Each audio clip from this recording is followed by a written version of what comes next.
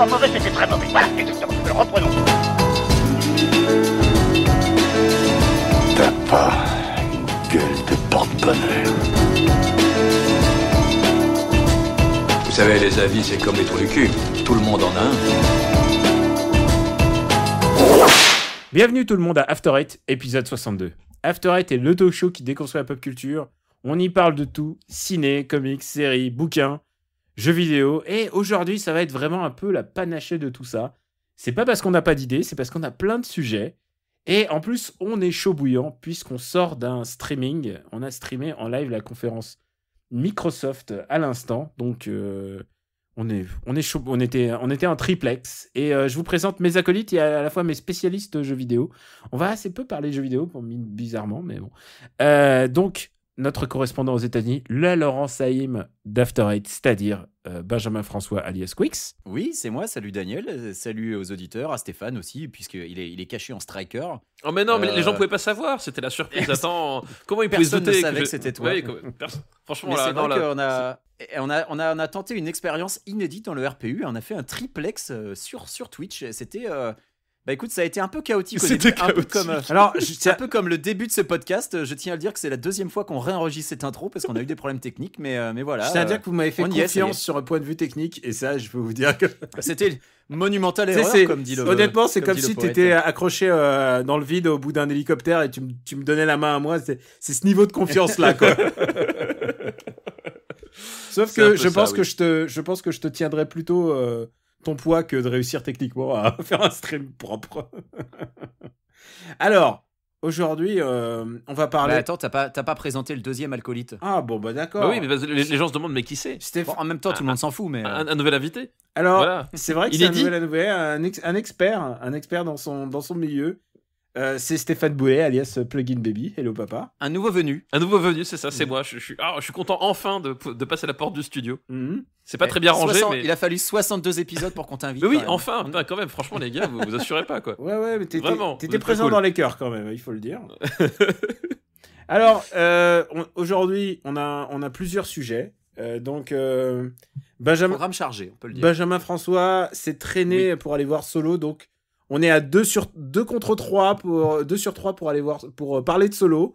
Donc Bah écoute, moi je me souviens que pour JLS, ça avait pas dérangé papa, donc il va pouvoir parler de Solo aussi. je veux juste dire un truc, Oui, exactement. c'est qu'à un moment on avait quand même 2 heures de train avec papa ce week-end puisqu'on est allé à Lille pour signer le bouquin Super Ciné Battle dans la boutique Games Web. Ouais, pour manger de la fricadelle. Et à un moment il me dit non mais vas-y. Ah, on n'a pas pris d'Africadelle, attends, on a pris un Welsh. Enfin, en tout cas, moi, Ouais. j'ai pris un Welsh. Ça a l'air très Bon, ça appétissant, mais alors je sais pas comment il a fait pour marcher après.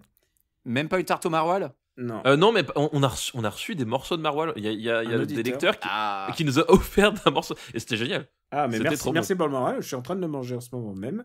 Quand t'as dit on a reçu des morceaux de maroilles, j'ai cru qu'il les avait jetés au visage en arrivant. Genre, tiens, allez, la ligne verte, connard. Ça aurait été très Bizarrement, bon. Ça, tiens. peu de gens m'ont parlé de la ligne verte, 2 personnes à tout casser, ce qui est un faible ratio. Et donc, Oui, mais t'en voulais vraiment. t'es con. Tu vois, c'est ça que moi je retiens. Donc, tu t'es traîné pour aller voir Solo, Benjamin. C'est vrai. J'ai vu Solo, on va se dire. Et beaucoup de nos gens nous disent, allez, parler de Solo et tout. Et vous savez quoi? J'ai eu le temps de mûrir. Je l'ai vu mi-mai en plus, le film. J'ai eu le temps de sous-peser ma haine, mon After Eight. Et là, on est vraiment en phase After Eight, c'est-à-dire, c'est juste avant la phase Osef pour moi. Toi, tu l'as vu mi-mai, moi je l'ai vu avec le son. Donc c'est une Très expérience bon. différente, je pense. Très très bon. Oh là très, là, très bon. mais J'ai compris. Toutes ces blagues sur le stream Voilà, que toutes ces bonnes blagues. ça manque Ah, de mais- gifs, hein, tout ça. La conférence Microsoft, je suis chaud, je suis hot. On je suis est chaud bouillant. on est- Et l'autre D'accord. sujet, bien plus intéressant, c'est la surprise du moment, c'est Cobra Kai, qui est ma série coup de cœur du moment, et celle de papa, si j'ai bien compris. Ben oui, plutôt, on va dire. Benjamin François, Oui. quelle est ton actu? Alors, mon actu immédiate, c'est qu'il y a quelques heures, j'étais chez Gamecult pour leur amener des donuts et je tiens à dire que la team GK est dans un fort bel appartement, dans un complexe qui ressemble un petit peu à un mix entre une prison et Fort Knox. C'est assez impressionnant, leur immeuble, il est mouse. Mais du coup, les mecs, ils ont bien joué quand même parce qu'ils sont à distance, je sais pas, ils sont à 200 mètres de là où va se dérouler la conférence Sony. Donc, je sais pas qui y va, mais ils ont bien géré. En tout cas, ils sont bien arrivés. Ils ont bien récupéré de leur jet lag. Quand vous entendrez cet épisode, l'E3 sera presque fini, donc vous vous en battrez la race. C'est pour ça que je vais parler de ce que j'ai fait hier soir. Hier soir, j'étais à un festival du court-métrage. Et alors, je sais pas comment ça se passe le festival de Cannes, j'imagine que ça n'a absolument rien à voir, mais tous les festivals que j'ai fait, tous les festivals de films que j'ai pu faire à Los Angeles jusqu'ici, qui étaient ouverts au public, on te permet de voter, de donner ton avis. Alors, j'imagine qu'à l'Alpe d'Huez, c'est comme ça et que le public peut voter pour choisir. Enfin, Daniel, tu confirmeras. L'Alpe d'Huez est un prix public. Mais il y a juste un prix public. D'accord. Ouais, il y a un prix public. Ouais. D'accord. Et donc, le festival où j'étais, ça s'appelait Dancing with Films. Et donc, il y a eu une petite sélection de courts-métrages. Mais je me réserve les noms de mes courts préférés pour la recommandation, bien sûr. Et je voulais, puisqu'on a dit qu'on faisait un panaché et qu'on partait dans tous les sens, je voulais parler de la Neo Geo Mini, dont on a appris le line-up. Et surtout, on a appris d'où venait le nom Neo Geo. Et alors ça, c'était un trivia que moi, j'attendais pas parce que je n'avais aucune idée d'où venait le nom Neo Geo. Daniel, toi qui es notre éminence grise en matière de japonisme, est-ce que tu savais d'où vient le nom Neo Geo ? Bah écoute, j'aime bien la nouveauté et j'aime bien la géographie. Voilà, je sais d'où vient le nom. non, mais j'ai lu l'anecdote, mais je te laisse la raconter. On a appris via un des concepteurs de la machine d'origine que Neo Geo vient du terme néo-géométrique conceptualisme. Autant dire que chez SNK, ils fumaient pas que des cigarettes. Franchement, moi, je trouve ça génial. Et je suis très, très content d'avoir appris ce petit trivia. Et donc, on n'a toujours pas le prix annoncé pour la Neo Geo Mini. Bah, est-ce que tu te l'achètes ? C'est ça la question. Eh ben, écoute, j'ai envie, j'avoue. Je suis un peu un gros naze de rétron. J'ai acheté la NES Mini, j'ai acheté la SMES Mini. J'ai pas acheté la Mega Drive Mini parce que c'est de la merde. Mais par contre, j'achète régulièrement les compilations Mega Drive quand elles sortent sur Steam et autres. Et la Neo Geo Mini, j'avoue, la mini borne, j'aime bien le concept, elle me fait envie. Par contre, le line-up, je suis pas super convaincu. Déjà, ils ont choisi de faire une version japonaise, une version internationale. Je veux dire, pourquoi pas, Nintendo le fait. Mais là, la sélection de jeux, je sais pas, je pense pas qu'on avait besoin de tous les Metal Slug, surtout du X, quand on a déjà tous du 1 au 5. Donc, je suis pas super convaincu. Je sais pas vous, je sais pas si vous avez regardé un peu. Enfin, il manque des jeux, quoi. C'est dommage qu'il y ait pas. Ah, le fameux jeu de golf. Ça y est, à chaque fois, j'oublie son nom, putain. Le jeu de golf de la Neo Geo qui est le plus connu et que j'ai acheté sur Switch en plus. Ils ont mis Top Players Golf et ils ont pas mis l'autre. Donc, c'est quand même incompréhensible. Putain, aidez-moi, les gars. Comment s'appelle le deuxième jeu de golf de la Neo Geo ? Ah, mais j'en sais rien du tout. Moi, j'aime pas les jeux de golf. J'ai oublié, tu sais, ils s'appellent tous Top Shot Golf dans ma tête. Neo Turf Masters, ça y est, je l'ai retrouvé. Neo Turf Masters, qui est quand même un jeu extraordinaire, et à la place, ils ont mis Top Players Golf. Alors, je comprends pas trop. Il y a eu des choix vraiment bizarres. Ils ont viré plusieurs King of Fighters. Ils privilégient les licences internes aussi. Ouais. Mais ils ont viré. Plus King of Fighters, ils ont mis 98 et 2002 pour mettre les Dream Match, mais tu vois, ils ont pas mis le 99. Il y a eu des choix vraiment bizarres. Du coup, je sais pas. Après, je me dis qu'elle sera sûrement pétée comme la NES Mini et la SNES Mini et on pourra compléter avec les jeux qui manquent. Mais bon, je sais pas. Est-ce que vous, ça vous tente la Neo Geo Mini ? Moi, je pense que j'en achèterai une, même si j'ai déjà une. Alors, j'ai streamé cette semaine Denshadego Plug and Play. Et en fait, j'aime bien le côté très facile d'avoir une machine et tu prends juste ton HDMI et tu retrouves à peu près les sensations. Le problème de la Neo Geo Mini, c'est qu'elle a une concurrente directe, c'est la Switch. Puisque tous les jeux, ils sont déjà presque disponibles. Enfin, ils sont pas tous, mais beaucoup. Bah, le prix va jouer, en fait. Parce que un jeu Neo Geo sur Switch, c'est $8. C'est quand même pas donné. Pour en avoir 40, faut lâcher quand même 40 x 8. Donc, ça fait $320. C'est pas donné. Donc, $320, c'est même pas le prix d'un jeu Neo. C'est même pas le prix d'un jeu Neo Geo. C'est même pas le prix d'un jeu Neo à l'heure actuelle. Mais faut voir à combien sera la Neo Geo Mini. T'as aimé le 40 x 8, 320, alors que je suis en train de boire de la bière? Franchement, j'ai eu du mal. Ah, moi, j'apprécie beaucoup ce qui se passe, en tout cas. De là où je suis, c'est très plaisant. Bref, moi, la Neo Geo Mini, en fonction du prix, je suis client. Papa, est-ce que t'es client, toi? Bah, écoute, ouais, moi, déjà, ça dépendra du prix. Puis, en fait, moi, c'est pareil, j'ai déjà une borne et tout à côté. Enfin, j'y joue pas tant que ça. À ma Super NES Mini. Donc, à mon avis, je pense que je ferai l'impasse. Voilà, peut-être pour la collection, l'objet, j'en sais rien, mais à mon avis, je pense que je me jetterai pas dessus. Non, mais en bon rétron, c'est uniquement pour l'objet que tu l'achètes. Enfin, moi, oui, bien sûr. Mais en fait, SNES Mini, elle a pas quitté la boîte. Hein. Oui, non, mais voilà, mais je pense que j'arrive à un stade de ma vie où j'arrive encore à faire désormais la part des choses. Tu vois, c'est je fais. Ah non, moi, je suis un authentique débile. Hein, je continue. C'est genre, j'ai déjà plein de meubles qui attrapent la poussière. Pourquoi est-ce que je vais foutre 80 € dans un autre? Voilà. Là, je te comprends. Donc je pense pas que je craquerai pour ça. À la rigueur, je tabasserai peut-être un gosse à la sortie du magasin pour en récupérer une pour moi, mais ce sera tout. Écoute, j'aimerais avoir ta maturité. De toute manière, ces trucs-là vont être pris d'assaut par les spéculateurs et tu pourras rien faire, quoi. Ouais, voilà. Mais comme je disais, j'aimerais avoir la maturité de papa, puisqu'il y a quelques jours, j'ai acheté des vinyles que j'ai déjà en CD alors que je n'ai pas de platine vinyle. C'est te dire à quel point je suis un abruti, voilà. Ah bravo, monsieur Benjamin François. Ouais, mais c'est l'album de Them Crooked Vultures, j'étais obligé, quoi. C'est vrai. Papa, j'ai cru entendre que tu étais à Lille. Oui, donc effectivement, j'étais à Lille, mais je n'étais pas tout seul, vu que j'étais avec toi, mon cher Daniel, pour rencontrer les auditeurs du RPU, les lecteurs du RPU, en séance de Et dédicace. c'est grâce au RPU qu'on y est allé. Et c'est grâce au RPU, exactement, grâce aux dons du RPU, que nous avons pu faire le déplacement, moi jusqu'en France, et puis après de la France jusqu'à Lille, pour aller croiser ces gens au magasin Gameswave, donc qui était avec Olivier, le gérant, qui était passé chez Gaijin Dash, une émission pas très bien, qu'on vous recommande pas ici, mais bon, voilà, on en parle quand même. Avec des mecs pas vraiment recommandables, cette émission. Alors des mecs pas recommandables, pas compétents, pas sympathiques et pas très beaux en plus. Enfin c'est vraiment la totale. Gaijin Dash, c'est vraiment c'est une émission qui cumule toutes les tares, quoi. C'est vraiment atroce. Il y a trop de cheveux aussi. Beaucoup trop de cheveux. Non, puis du coup ça s'est super bien passé, c'était cool. Les gens étaient là, puis on a signé pas mal de bouquins, donc c'était chouette, c'était très chouette. Puis je suis reparti avec de la bière et du maroilles. Donc tu vois, comme quoi on n'a pas fait le déplacement pour rien. La vie est belle. Exactement. Et vous êtes comme elle. Oh, ça c'est beau, ça, c'est mignon. De mon côté, bah écoute, c'est simple. Moi, je suis en pleine E3, donc voilà, je suis à fond dans les conférences. J'ai streamé la première. Jusqu'à maintenant, on s'est plutôt bien marré. J'ai vu aussi Jurassic World 2, mais on s'est dit que on va le garder pour plus tard parce que vous l'avez pas vu et en fait quelque part vous vous en foutez. Papa. Ah non, mais attends, mais moi je m'en fous pas. C'est Bayona à la Real. C'est le pic de Dante avec des dinosaures. Je m'en fous pas, c'est juste qu'il sort dans 15 jours ici, quoi. Et donc voilà, c'est à peu près tout, mais en fait c'est mine de rien assez chargé. Faut aussi que je dise un truc, c'est que je suis en pleine préparation pour les prochains podcasts du RPU, puisque je prépare un podcast de BD. Et là, je viens d'avoir le logo. Donc, il y a une identité visuelle au podcast. C'est beaucoup plus facile de travailler quand on a une identité visuelle, bizarrement. Et aussi, on va essayer de tourner le pilote de l'émission de jeux vidéo dès que le 3 sera terminé, puisque les gens qui pourraient participer à ce pilote, du coup, ils sont aux États-Unis. Donc voilà. Et les choses avancent petit à petit, mais en fur et à mesure, on est en train de placer des choses. Et il y a une chose que je voulais dire, c'est que le palier RPE, il est juste au-dessous du podcast sur James Bond. Donc ce que je me suis dit, puisque peut-être on va passer au-dessous, peut-être qu'on va passer au-dessus. En tout cas, je vais enregistrer un pilote et je vais diffuser le pilote pour que vous voyez un peu, pour vous écoutiez,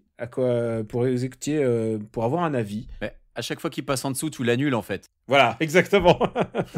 Non, mais du coup, je me suis dit, sinon je le ferai jamais si jamais ça passe au-dessus ou au-dessous et tout ça. Donc, on va faire ça. Et puis, je sais aussi que vous deux, vous êtes en train de travailler sur un projet du RPU, un podcast, et que vous aussi, vous travaillez dans votre côté. Donc, ça me stimule, ça, cette espèce d'énergie. Donc, tout à fait. Voilà. On se documente tous les deux. Vous êtes en phase de documentation, et bientôt, on va passer en phase de pré-production. Donc, c'est plutôt la chose voilà. que on aime bien faire. Voilà. On a déjà mandaté une personne de talent pour un logo, pour un design. On y travaille. Voilà. Et ça va être peut-être le podcast le plus renseigné, le plus préparé de tout le RPU. Sans doute, ouais. Super Ciné Battle ? Non ? Tu défends pas Super Ciné Battle ? Ah oui, c'est ça, voilà. Vaguement. Bon, allez, on passe à notre sujet du jour, ou plutôt nos sujets du jour. Non, c'est de ce côté qu'il faut regarder. Oyez, sa papaya. Ça vous dirait un ice cream avec mon ami et moi? Casse-toi, sale gominé.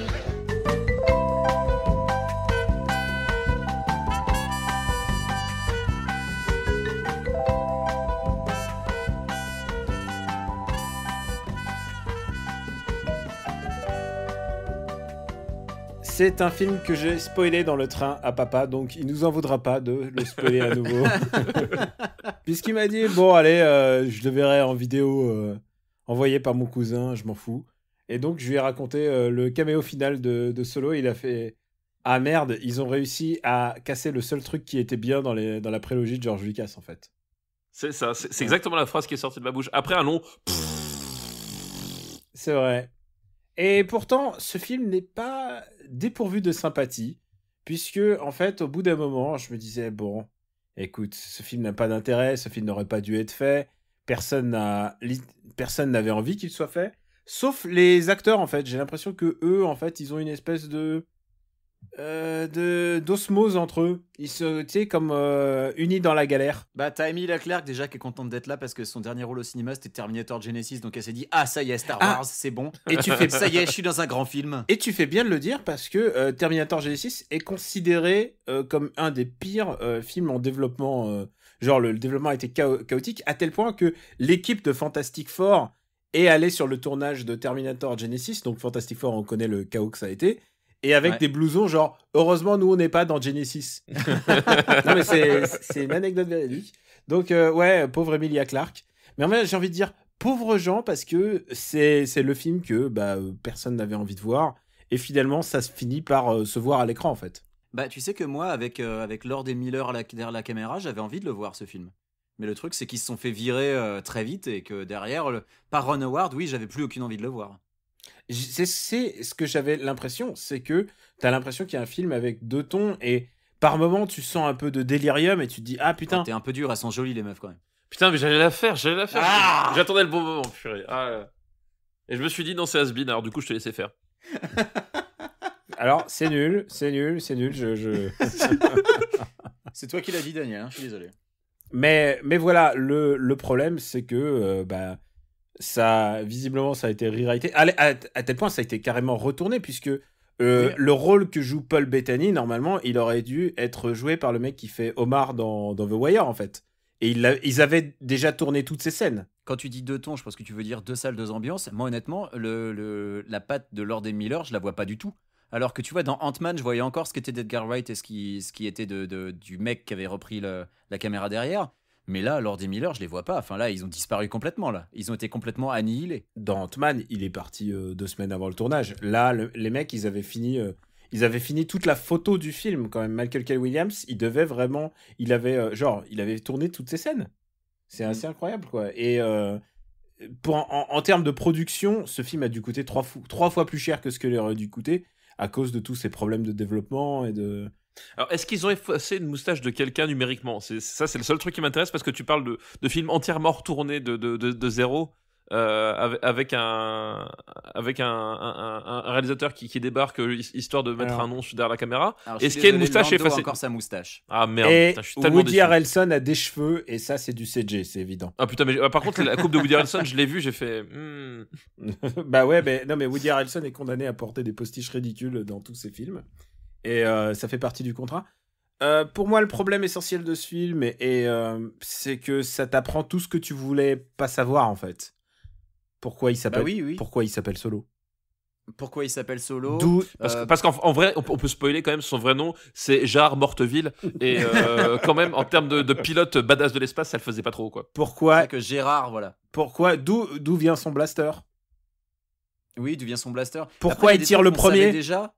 Oui. Il y a des trucs qu'on savait déjà, mais qu'on n'avait pas besoin de voir. Par exemple, oui, il gagne le Faucon Millennium aux cartes, on le savait. Mais là, tu sais avec quelle main, avec quelle carte il tient dans la main. À quel jeu il jouait. Oui, et tu vois le jeu qu'il a dans... Tu vois ses cartes, quoi. Donc ça, c'est vraiment des choses très indispensables qui manquaient au lore. C'est du trivia pur, quoi, en fait. C'est ça. C'est un film qui, en permanence, te fait des clins d'œil en disant « Eh, t'as vu, on a placé ce truc-là. Eh, t'as vu, on a placé ce truc-là. » Je crois que c'est pire, c'est de l'ordre du checklist à ce niveau-là. C'est genre, ouais, y a une... merde, faut expliquer pourquoi il parle Wookiee. Oui, mais ça, il l'explique pas. Par contre, je te reprends, puisque tu m'as fait croire qu'on expliquait pourquoi il parlait Wookiee, c'est faux. Il parle Wookiee dès le début et on sait pas pourquoi. Ouais, mais tu vois, non, il baragouine. Je veux pas le voir, moi, c'est le seul truc que je voulais savoir. Il baragouine Wookiee. Ouais, mais c'est comme ça qu'il s'en sort, parce qu'il est jeté dans une fosse où il y a Chewbacca qui est affamé et qui sert de monstre. En fait, c'est le retour du Jedi. On le balance dans un trou où il y a un monstre, sauf que là, le monstre, c'est Chewbacca et qu'il s'en fait un pote, quoi. Et est-ce que je voulais savoir pour les États-Unis, vu qu'il est ressorti même un peu plus tard, quelles a été tes conditions de projection, puisqu'il y a des gros problèmes de la projection de ce film. Ah, tu parles peut-être de la luminosité. Ah ouais, la luminosité exécrable et de la photo catastrophique. Je suis allé le voir en 2D, donc j'ai eu de la chance parce que je pense qu'en 3D j'aurais rien vu. Mais la photo est catastrophique, je pense, quoi qu'il arrive. Je sais pas ce qu'il leur a pris, mais tout est sombre. Même les scènes supposées se passer en plein jour, t'as l'impression que c'est Paris au mois de février quand il pleut pas, c'est-à-dire qu'il y a un filtre gris. Et que donc. Je vois tout à fait de quoi tu parles. T'as l'impression qu'il fait nuit à 14h, quoi. C'est vraiment. Le début est difficilement compréhensible, même. Le truc au début, là, c'est pas possible. Alors, difficilement compréhensible, non, quand même, parce que j'arrivais à peu près à voir, mais ça reste sombre. Et puis, le début, surtout, c'est pas très intéressant, quoi. Enfin, au début, il y a une La course fin non plus, poursuite. non. Et le milieu aussi est pas très très intéressant non plus. Non, je mais crois. c'est ça. Au début, il y a une course poursuite et t'as l'impression qu'elle va à 2 à l'heure. Et tu te dis, mais où est le. Enfin, je sais pas, où est le rythme, où est l'envie, où est le frisson. C'est la Enfin, y a rien, quoi. C'est la course poursuite sur les docks là qu'on voit dans la bande annonce. Ça doit être celle-là, Avec ouais. le speeder. Et ça va vraiment pas vite, ouais. C'est celle-là. Déjà dans la bande annonce, ça avait l'air à chier, donc c'était assez raccord. Et moi, j'étais vraiment surpris. Enfin, t'as l'impression de voir, tu vois, une cascade où les voitures roulent volontairement à 20 à l'heure parce qu'ensuite on l'accélère pour le film, sauf que là, ils ont oublié de l'accélérer. Enfin, honnêtement, j'ai pas compris, quoi. T'as aucun vraiment frisson, t'as aucun moment vraiment épique. Et comme dit Daniel, c'est la checklist. C'est j'ai parcouru tout, j'ai fait le run en 5 parsecs. Voilà, super, on le voit, ça sert à rien, quoi. Tu vois le run en 5 parsecs. Tu vois pourquoi il a des dés accrochés sur le Faucon Millénaire. Est-ce qu'on sait pourquoi Lando est noir du coup? Ça non, tu le sais pas par contre. Ah, c'est pas expliqué. Ce que je peux te dire, et ça c'est le moment où j'ai fait, le plus fort, c'est quand tu comprends. T'as fait quoi? Attends, t'as fait quoi? Ah oui, d'accord. C'est le Faucon Millénaire. Pourquoi tu comprends pourquoi il a un trou devant lui? Ah, parce que c'est pas sa vraie forme, c'est ça? Non, c'est pas sa vraie forme. Ah putain, non mais. Genre, qu'est-ce que. Non mais. Ok. Voilà, et il a fait exactement ce son quand je lui ai spoilé la fin. Et tu comprends que Lando, c'est un peu un escroc aussi parce qu'il triche aux cartes, évidemment. T'es en train de me dire qu'en fait, c'est depuis le début, on voit une voiture décapotable et que les mecs se sont dit, en fait, c'est pas une voiture décapotable, c'est une voiture qui a perdu son toit. C'est exactement ça. C'est exactement ça. C'est vraiment le truc le plus débile que j'ai jamais entendu. Moi, alors pour te dire la manière dont j'ai décrit le film après l'avoir vu, en fait, Solo, ça me donne l'impression d'un bloc de tofu, mais que tu mangerais avec rien d'autre autour. Tu manges un bloc de tofu sans sauce, sans rien pour accompagner. Alors, du coup, ça nourrit. C'est pas mauvais, mais c'est pas bon non plus. Ça a pas de goût. C'est fade et t'espères ne pas te retaper la même chose le lendemain. Solo, c'est ça. Ah tu m'as donné bien envie en tout cas. Le pire, c'est que moi, j'aime bien le tofu, même neutre en fait. Tu sais quoi, ce que je trouve presque touchant, c'est le mec que tout le monde allait bâcher, donc l'acteur qui joue Han Solo. Au début, Ehrenreich. Ouais, au début, il a l'air un peu perdu, et puis ensuite, il prend ses marques et tout. Et ça se voit qu'il a vraiment travaillé son rôle par rapport. Il balance les mêmes répliques, quoi. Il y a le I know, il y a tout ça. Enfin, Le problème, c'est qu'il il joue Harrison Ford du début à la fin du film. Au début, il a un peu de mal, et après, il prend de l'assurance. Mais c'est un perso qui n'évolue pas au final, en fait. Le perso est déjà Han Solo, celui que tu verras dans l'épisode 4. Il est déjà là du début à la fin, en fait. En fait, c'est aussi le problème du truc. Enfin, je sais pas comment ça s'est géré dans le film, mais genre, tu me dis la jeunesse d'Han Solo. Mais quand tu le rencontres, Han Solo, il a 24 balais. Qu'est-ce que tu veux faire, sa jeunesse? Enfin, je veux dire, ça... quel sens ça a, quoi? Tu le rencontres grand max 2-3 ans avant la rencontre avec Luke. Du coup, l'espace pour raconter ton histoire, il est où? Enfin, c'est débile. Enfin, je veux dire, il est déjà roublard, il est déjà séducteur. Enfin, tu vois, il change pas, quoi. Alors, il a aucun changement dans son personnage. Je le trouve pas si roublard par rapport au Han Solo qu'on a. Le twist de son caractère n'est pas si évident. Dans le film, il passe son temps à dire il faut que j'aille retrouver ma meuf, il faut que je retrouve ma meuf, il faut que je retrouve ma meuf. C'est le leitmotiv. Et il y a un autre truc paradoxal, c'est qu'on le voit jamais tout seul à l'écran. Il y a toujours un autre personnage à l'écran. C'est un duo, en fait. C'est exactement pour un film qui s'appelle Solo. Il est toujours en duo. C'est très bizarre. Mais moi, je trouve qu'il est roublard parce qu'il est toujours en train de se dire ouais, mais je suis le meilleur pilote possible. T'inquiète pas, je sais ce que je fais. Enfin, il est toujours sûr de lui. Ouais, quoi. mais il est passé de ma meuf à on s'en fout, on prend la thune et on se casse très très vite. C'est très bizarre comme twist. Si tu veux parler de sa meuf, écoute, il y a quand même. La coïncidence la plus improbable de l'univers, genre Star Wars. Il perd sa meuf sur une planète et il la retrouve sur une autre planète qui a genre mais putain de rien à voir. Enfin, je veux dire, Oui, les coïncidences où tu retombes sur un personnage par accident, je veux bien, Alors- mais là, c'est vraiment sorti de nulle Star part. Wars, quoi. mec. Comment est-ce qu'on peut égarer sa meuf en fait? C'est ça que je comprends pas. Moi. Quand elle est faite prisonnière alors que toi tu t'enfuis. Ah d'accord, Voilà. non parce que la façon dont tu le racontais, c'était genre ils sont arrêtés une heure d'autoroute, ils sont repartis, elle était pas dedans. C'est Et c'est presque ça. Il passait la frontière et lui, il avait son passeport et pas elle. Enfin, c'est- et pas elle, ouais, c'est d'accord.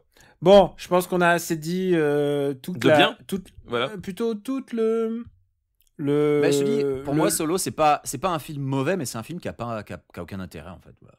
Bah moi, en fait, depuis que tu m'as évoqué la piste du tofu, j'essaie de trouver un aliment vraiment neutre, médian. Putain, parce que plus neutre que le tofu au niveau goût, enfin moi j'en vois je pas. sais hein. pas, moi, je sais pas, c'est un peu du lait de soja, quoi, par rapport quand... voilà, c'est pas ma cam, quoi. On va parler quelque chose de plus réjouissant. C'est Cobra Kai. Oui, parce que voilà, moi si je suis là, c'est pour parler de trucs intéressants. Parce que là, on l'a fait chier avec Solo, là, vas-y. Voilà, Bah, je on vous a laisse laissé parler parce que moi je l'ai pas vu, hein, donc allez-y. Tu connais on a Karate laissé faire Kid, au Benjamin moins. François. Ah, je sais que Cobra Kai est la suite de Karate Kid. Ça, tu as c'est vu Karate la Kid. chose que je sais. Et j'ai vu Karate Kid il y a 25 ans et j'en ai quasiment plus aucun souvenir. Donc vas-y. Tu vois pourquoi je fais Super Ciné Battle avec papa? Oui, Ah oui, voilà. non, mais- Parce que ça c'est pas une introduction sur papa sur Super Ciné Oui, mais Battle. papa, est-ce qu'il a joué au jeunesse Karate Kid 1 Et ben voilà. Alors papa, parle-nous de Cobra Kai. Eh ben, Cobra Kai, donc comme on l'a dit, c'est la suite de Karate Kid. Donc pour ceux qui n'ont pas Karate Kid tout frais dans leur tête, en sachant que Karate Kid, les Karate Kid sont disponibles à minima sur Netflix et je pense sur d'autres fournisseurs aussi, puisque j'ai regardé Karate Kid avec ma fille pour l'occasion. Donc dans Karate Kid, Cobra Kai en fait c'est le dojo des méchants dans le premier Karate Kid. Donc le premier Karate Kid, l'histoire, Daniel LaRusso débarque en Californie. Le Russo. Le Russo, le Ruskov, Daniel le Ruskov. Très bon, très bon. Débarque en Californie. Ça se passe assez mal avec la bande des Cobra Kai, dont le leader blondiné Johnny Lawrence. Ils commencent à se taper sur la gueule et puis ils finissent par régler ça au tournoi de karaté. En se tapant sur la gueule. En se tapant sur la gueule, mais avec des règles cette fois-ci, que évidemment Cobra Kai va un tout petit peu contourner pour essayer de s'assurer la victoire, sauf que non, vu que Daniel LaRusso a à ses côtés Monsieur Miyagi, qui est donc peut-être la personne par laquelle beaucoup d'occidentaux ont pris le terme sensei et san. En fait, je pense qu'à mon avis, ça va être le déclencheur pour beaucoup de monde, ce personnage-là. Et donc là, on est 34 ans après.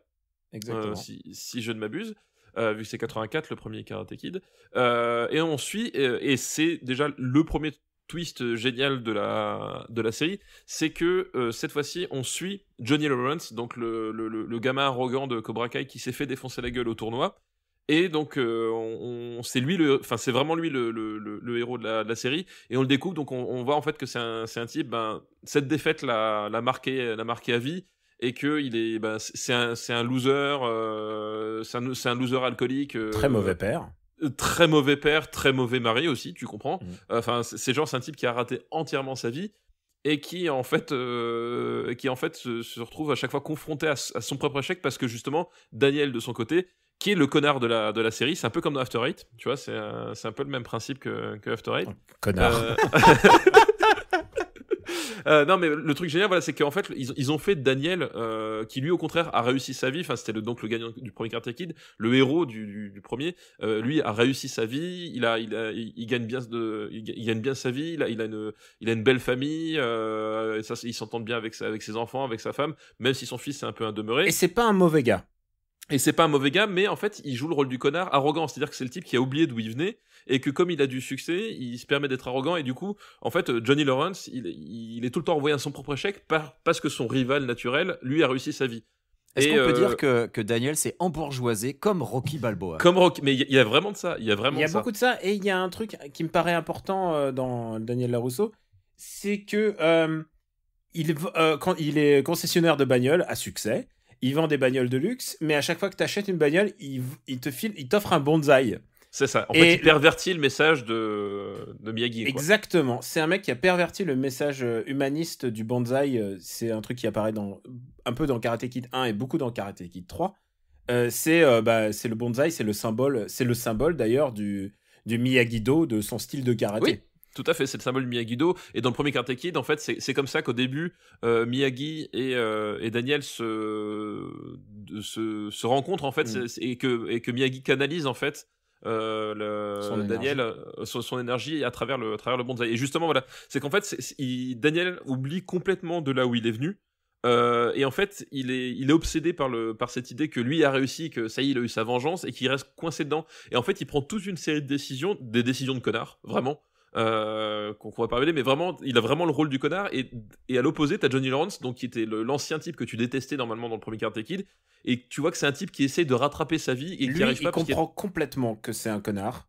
Voilà, et il continue en grande partie de l'être parce que c'est quand même un raciste, un bah, misogyne.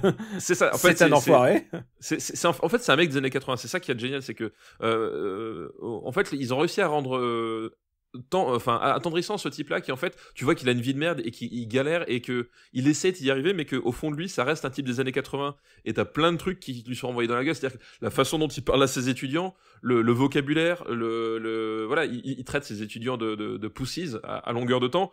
Et genre, les gamins de 2018, ils le regardent, ils font mais d'où tu sors ça? Enfin, tu peux pas nous parler comme ça, tu peux pas nous taper. Et justement, le twist, c'est qu'il va reprendre, il va vouloir redorer le blason de Cobra Kai, donc ouvrir un nouveau Cobra Kai, mais qu'en fait, les gamins qu'il va avoir, eh ben, ça va être un fils d'immigré, ça va être une meuf métisse. Enfin, tu vois, ça va être que des trucs comme ça. Ça va être des mecs qui sont un peu mis, pas au banc de leur fac, quoi. Mais c'est un peu les bullies, c'est ceux qui se font bullier par. Voilà, c'est ça, il va prendre les laisser pour compte, et du coup, il va être obligé, au début par nécessité, parce qu'il a besoin de clients pour son dojo, mais il va être obligé à un moment donné d'évoluer, parce que sinon, il va rester dans sa crasse tout le long, quoi. Et ce qui me paraît intéressant aussi, c'est que du coup, ça reprend la thématique importante de Karate Kid, qui est, c'est pas uniquement une dynamique prof-élève, puisque ça, on trouve ça dans Kickboxer, on voit le sensei qui entraîne l'élève, les training montages et tout ça. Dans Karate Kid, il y a un truc très spécifique. Karate Kid, c'est que le maître sauve l'élève, mais l'élève sauve le maître. Et ça, c'est un truc très particulier de Karate Kid. C'est que Miyagi est alcoolique au début du premier. Et c'est sa rencontre avec Daniel LaRusso qui fait qu'il devient un gars meilleur. Et tous les deux meilleur, mais en tout cas sobre. En tout cas, en tout cas, il est sobre. Ils se soignent tous les deux. Et ce qui arrive aussi à Johnny, puisque son premier élève, c'est plus Diaz. C'est un gars bien, c'est un gars qui est vraiment positif, et tu vois que lui devient meilleur à son contact. Lui, il sent qu'il peut devenir un mec moins merdique que ce qu'il n'est. Et le twist, c'est que est-ce que le naturel revient au galop? Est-ce que tu peux lutter contre ce qu'on t'a inculqué quand t'étais enfant? Est-ce que tu peux lutter contre le mal qu'ont pu te faire tes parents ou tes beaux-parents? Il y a toute une série de luttes contre ce qu'on est vraiment et ce qu'on peut devenir. Et est-ce que finalement, est-ce que Johnny Lawrence n'est pas la pire des choses qui soit arrivée à Diaz? Est-ce que il y a plein de questions que soulève cette série, et c'est ça qui me paraît important, c'est que c'est une série, sur le papier, il n'y avait aucune chance que ça marche. Oui, zéro. Si tu me dis, c'est la suite d'un film des années 80 avec les mêmes acteurs, ils ont 30 ans de plus, ils ont du bide et ils n'arrivent plus à soulever la jambe, et puis c'est la même dynamique prof-élève, la même dynamique que Rocky 5, sur le papier, c'était mort.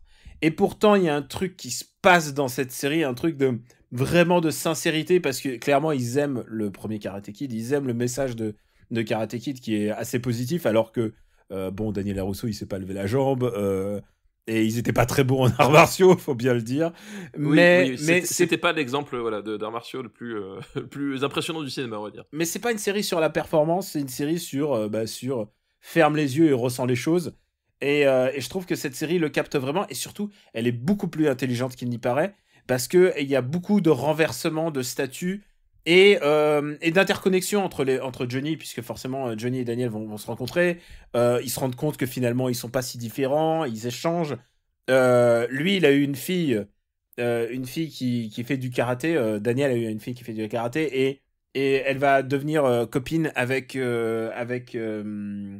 avec Diaz, et du coup il y a une espèce de dynamique bizarre qui va se dire dans la famille de la Rousseau, il dire ah non, faut surtout pas toucher au Cobra Kai. Il y a plein de nouvelles dynamiques qui se créent dans une série où a priori tu pouvais pas rêver d'un truc aussi bien, quoi. C'est ça, et puis surtout, en fait, ils ont, il y a forcément un rapport avec la nostalgie parce qu'on repasse dans certains endroits, il y a même certains éléments qui sont repris en termes d'écriture, mais ils ont réussi à éviter beaucoup de pièges, vraiment, je trouve. Ils ont réussi à éviter beaucoup de pièges trop faciles de cet exercice-là. Et en fait, surtout, voilà, la réussite, on l'a décrit, mais c'est qu'ils ont réussi, ils sont vraiment concentrés sur l'écriture des personnages. Et il y a vraiment un truc hyper touchant dans ce personnage de Johnny Lawrence qui sait, voilà, pour moi le point de pivot, ça, c'est qu'ils ont pris le bon angle. C'est-à-dire, on va réétudier l'histoire du point de vue du perdant.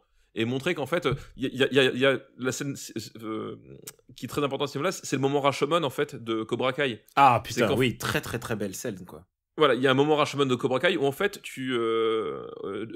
Johnny Lawrence va raconter à Diaz ce qui s'est passé avec Daniel LaRusso, sauf qu'il va le raconter non pas du point de vue de Daniel, donc chose que nous on a depuis 30 ans dans le montage de Karate Kid, mais il va le raconter selon son point de vue à lui, c'est-à-dire que il va mettre de côté certains éléments, genre quand il geste le poste radio, tu le vois plus. Par contre, il va mettre l'emphase sur le fait que c'est Daniel qui porte le premier coup. Il va mettre l'emphase sur le fait qu'à un moment donné, c'est un coup de lâche. Oui, c'est un coup de lâche qu'à un moment donné, il fumait un joint dans les chiottes, il faisait de mal à personne et que c'est Daniel qui vient l'emmerder en lui mettant le tuyau au-dessus de la gueule.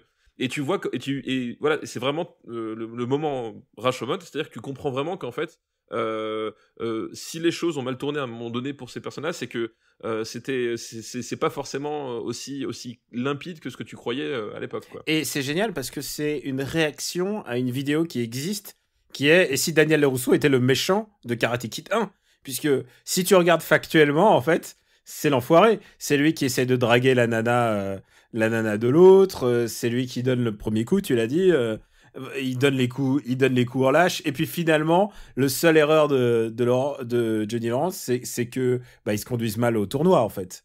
La seule erreur de Johnny Lawrence, et c'est aussi ça qui est de génial, parce que c'est aussi ça qu'il essaye de ne plus reproduire, c'est que la seule erreur de Johnny Lawrence, c'est qu'il écoute son sensei. Et son sensei qui est pour le coup une ordure finie, surtout c'est bien confirmé par la première séquence de Karate Kid 2, où t'as le combat entre Miyagi et le sensei de Johnny Lawrence. C'est que ce type est une ordure absolue et qu'il a forgé ses gosses dans la haine, en fait. Et justement, le Johnny Lawrence, il essaye d'être un meilleur sensei que ce que lui il a reçu.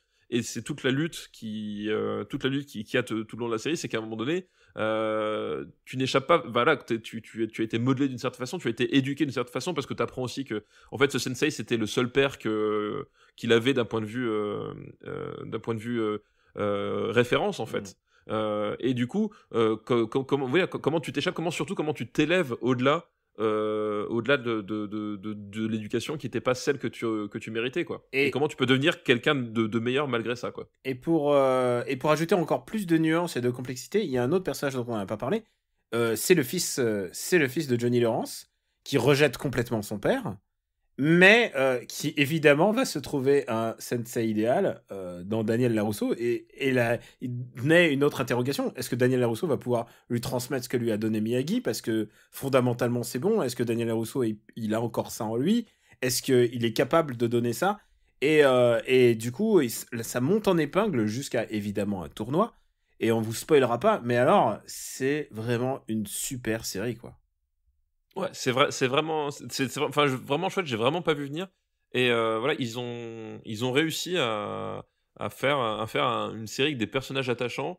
Voilà, alors je suis pas en train de dire que c'est la série du siècle, voilà, c'est pas The Wire, tu vois. C'est pas Mindhunter, mais si tu aimes les années 80, si tu as connu Karate Kid, si tu as connu ce premier contact, c'est un des films premier contact avec l'Asie pour beaucoup, hein. Oui, pour énormément de gens, évidemment. Enfin, c'est la première fois de ta vie que t'entends, comme j'ai dit, Sensei-san, que t'entends parler d'Okinawa. Enfin, pour beaucoup de monde, c'était ça.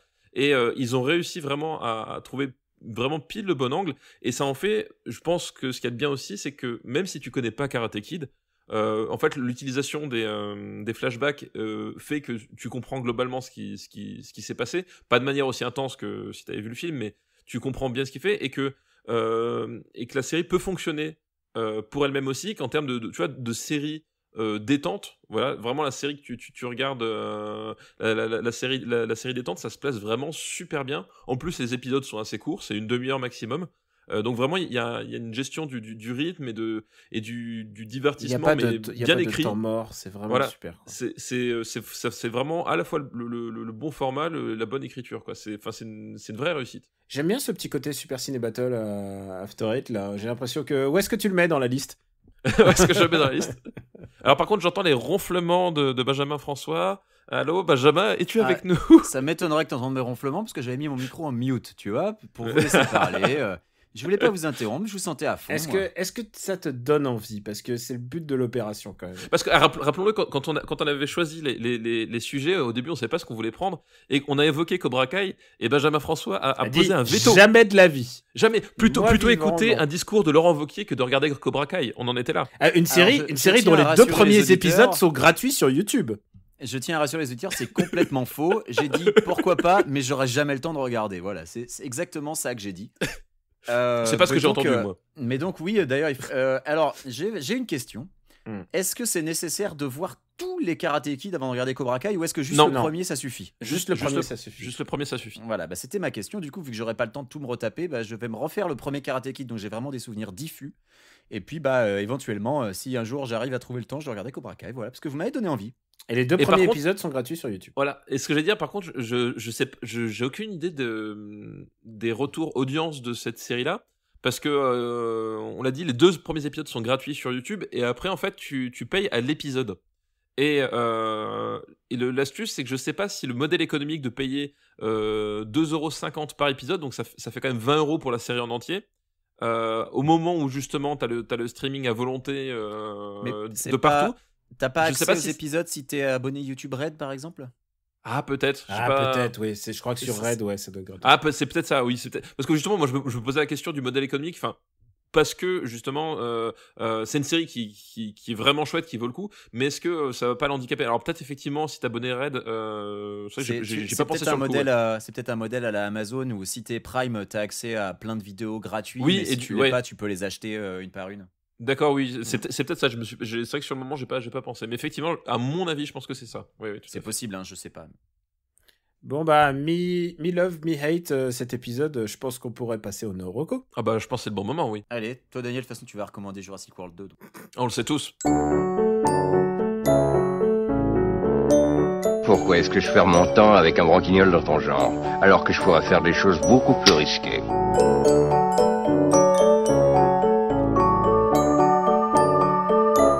Comme ranger mes chaussettes, par exemple.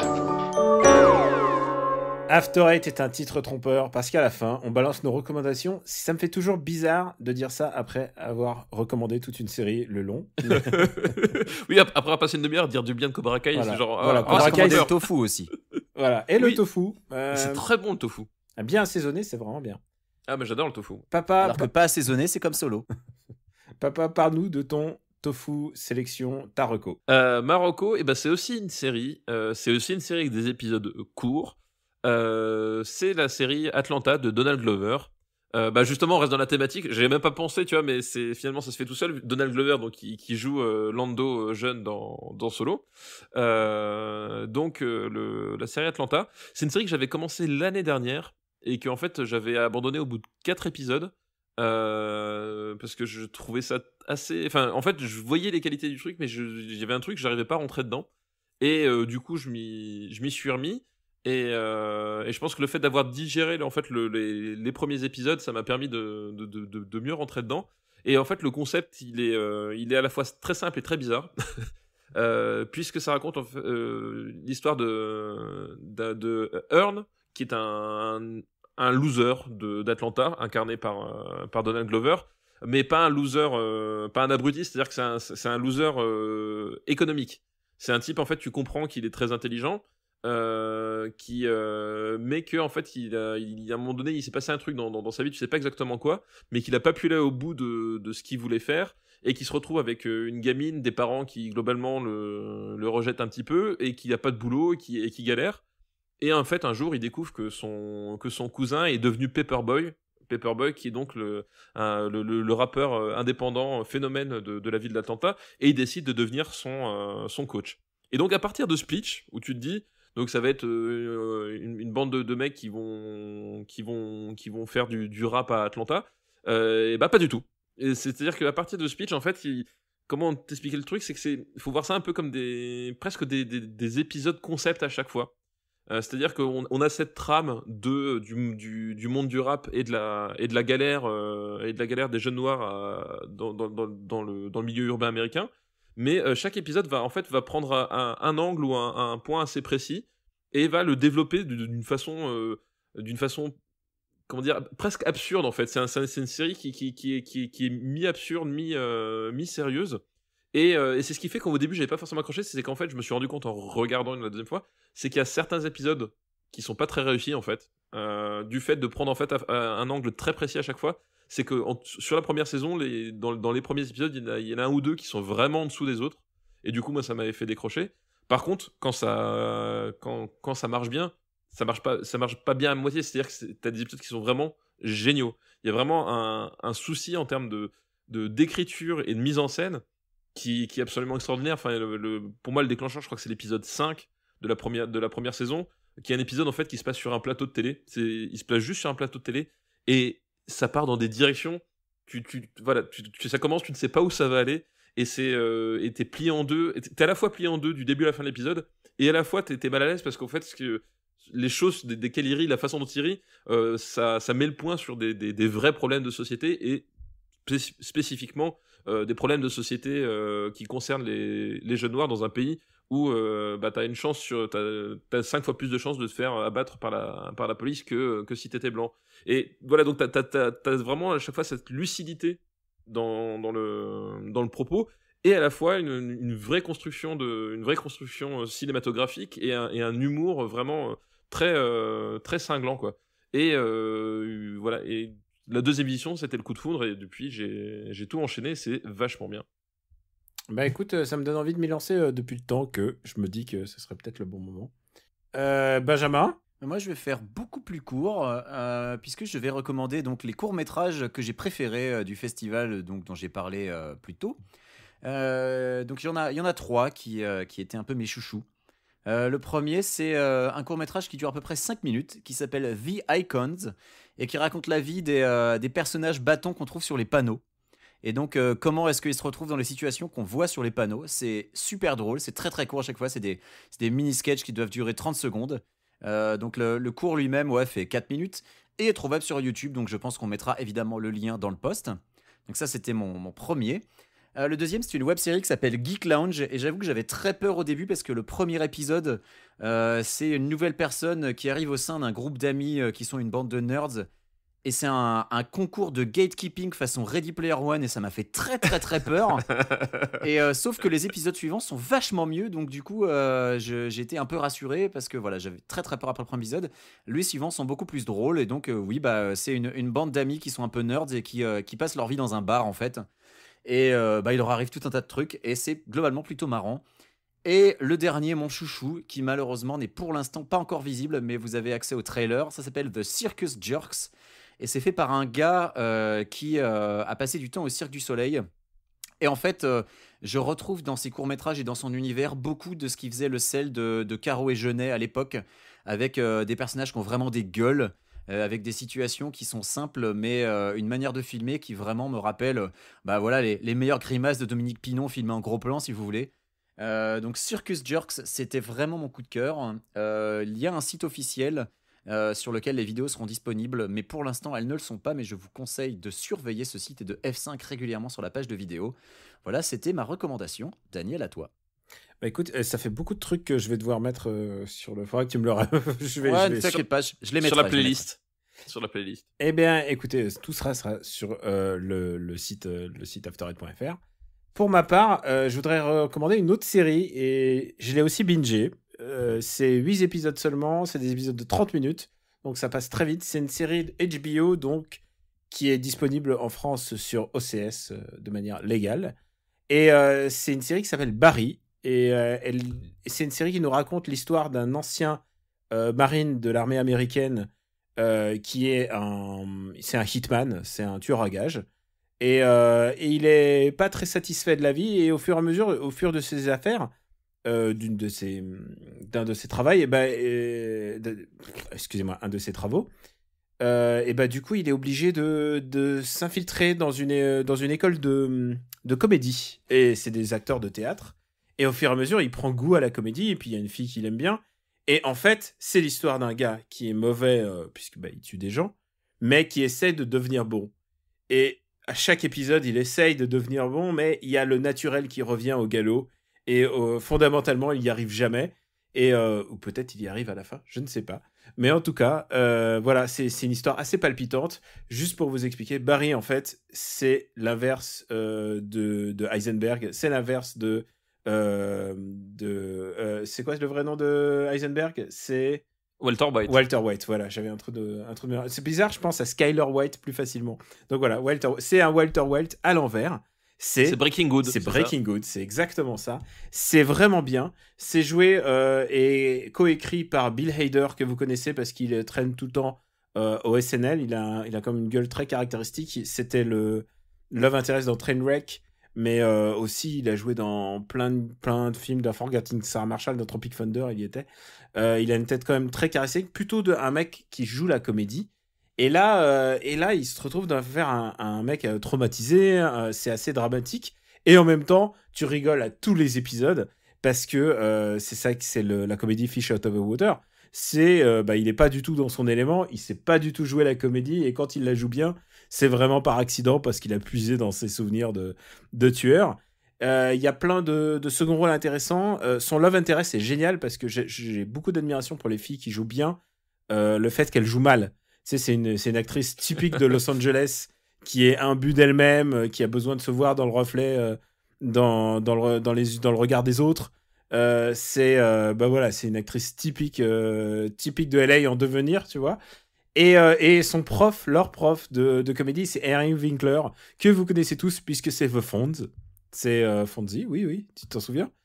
Et on parlait de Ron Howard tout à l'heure, bah voilà, on retombe dessus une fois de plus. Bah ouais, sauf que lui, il joue un... Et puis, c'est aussi le principal du lycée dans Scream, de Fonz. Ouais, il joue... Oui, c'est vrai. Il joue une espèce de prof de comédie un peu raté, évidemment. Tu te dis s'il se retrouve là à enseigner assez nul. Mais en fait, c'est pas complètement nul, ils ont un bon fond. Mais voilà, le problème, c'est qu'il y a un meurtre au bout d'un moment dans ce groupe de comédie. Évidemment, c'est un peu lié à la présence de Barry. Et voilà, et ça va de mal en pis. Et c'est génial parce que jusqu'au bout, tu te dis, putain, il y a une manière, c'est un peu le Breaking Bad. C'est que quand tu regardes Breaking Bad, tu te dis, putain, il va s'en sortir. Il y a un moyen de revenir et de redevenir un gars bien. Et là, tu te demandes s'il va y arriver ou si invariablement il va devenir mauvais. C'est vraiment génial et j'ai adoré les derniers épisodes. Il y a une montée en puissance. Les 2 premiers sont un petit peu mous et après ça monte en puissance. C'est vraiment très court, hein. C'est 8 épisodes. Donc voilà, c'est dispo sur OCS. C'est vraiment une bonne série. C'est une comédie d'humour très très noire. Voilà, je vous le recommande très très très chaudement, quoi. Eh bien écoute, c'est mis sur les tablettes. C'est sur les tablettes, c'est bon? Toi aussi, C'est bon. Benjamin? Ah oui, ça y est. Ah, il était parti nourrir son chat. Non, c'est le mute sur le micro qui a du mal à partir, pardon. Ah d'accord, c'est ça ce bruit, ok.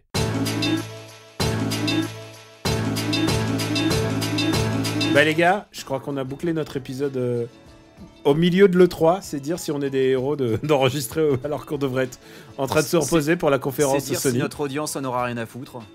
Ouais, c'est vrai, mais nous, on est After Eight, on s'en bat les steaks on fait la contre-programmation, c'est ça? Exactement, ouais. on est l'art du contre-pied. contre-pied. Pour nous. Ouais, Exactement. voilà. Jurassic World, vous l'aurez Regarde, 2 semaines après les autres. Voilà, non mais Jurassic World 2, on en parlera quand le film sera déjà plus en salle, voilà. Non, mais... Quand il arrivera sur les réseaux des cousins, c'est ça? Voilà, exactement, des cousins des USA. On va juste rappeler très très vite où peut-on vous retrouver, papa? Eh ben écoute, sur Twitter, @gkpluginbaby, sur Gamecult, Sens Critique, Plugin Papa, Super Ciné Battle, évidemment, dans vos esgourdes et dans vos librairies. par la Montluc. Puis voilà. Il me semble que tu as écrit un article dans un magazine sur The Gauntlet. Oui, exact, c'est vrai, Rétro Laser. En fait, le truc, c'est que j'ai plein de trucs en ce moment sur le feu. Il y en a certains qui sont pas annoncés, certains qui sont pas signés. Enfin, c'est un peu le bordel, je vous avoue. Mais oui, mais effectivement. Parle au moins de ceux qui est sorti, quoi. Et du coup, il est possible que j'en oublie dans les projets qui sont sortis. Effectivement, Rétro Laser, sous la direction de l'éminent Florent Gorge, magazine dans lequel nous écrivons, Daniel, puisque tu as aussi quelques mots, et moi je vous parle notamment de l'affiche de The Gauntlet, donc par Frazetta, à propos de Clint. Voilà, la plus belle. Et toi, Benjamin ? Alors moi, KWYXZ sur Twitter, sur les forums de Gamecult, sur le stream de Daniel pendant l'E3, vu que je vais squatter pour présenter les conférences. Moi par contre, cette année, je n'écris nulle part, donc vous ne me lirez pas, voilà, c'est comme ça, dans aucun magazine. Puis bah sinon, afterite.fr, parlamentlu.fr, et puis c'est à peu près. Et bientôt un projet secret. Et bientôt le projet secret, oui. Où je participe pas. Mais je suis producteur, vous pouvez me créditer comme producteur. Dans tes rêves. Éventuellement. J'ai été sage. On y pensera. Pour moi, c'est Camé Robotics sur Twitter, afterite.fr, Super Ciné Battle, Parlamentluc, Gaijin Dash. Et puis, je serai sans doute sur quelques streamings de Gamecult, mais à l'heure où ça passera, l'actu va si vite. C'est pour ça qu'on s'en fout, c'est que tout va trop vite. Nous, on prend le temps de la réflexion, on prend le temps de dire que Solo, c'était bof. Et on prend le temps de dire qu'il faut regarder Cobra Kai absolument. Ouais, et Jurassic World, attendez-vous à... on est très satisfait. Enfin, pour moi, pour ma part. Et puis voilà, j'ai écrit aussi quelques mots dans Rétro Laser, édité par Florent Gorge, donc c'est Omake Book, si je ne m'abuse. Tout à fait, et c'est ça. J'y parle des X-Men, c'est une des rares occurrences où je parle des comics par écrit. Ça m'arrive très très très très rarement, mais je me suis dit tiens, c'est peut-être l'occasion. Voilà, ça je parle des X-Men, j'adore. Voilà, c'est à peu près tout pour cette fois. Je crois qu'on a été concis, malgré quelques problèmes techniques. Mais avec un peu de chance, hein, s'il y a un mec de talent en montage, on les entendra pas. Ah, tu veux dire que ce soit moi qui monte ? Du coup, on les entendra, ouais. Du coup, on les entendra. Ouais. Malheureusement, désolé. Bon, et on vous embrasse très fort et on vous dit à bientôt. Ciao à tous. Bisous.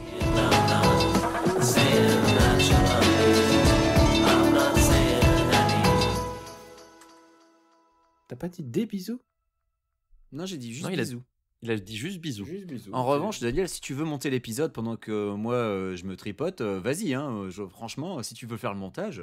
Ah non, mais je pourrais pas parce que je suis à. Bah non, tu te proposais là, je trouvais ça sympa. Je suis à GK et tout ça. Oh là là, ouais, ça avait l'air assez spontané quand même. Je vais à GK.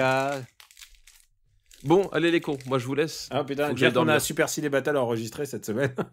Putain, ouais. Donc du coup, ouais, je vais dormir. Allez, ciao. Allez, bisous. Ciao.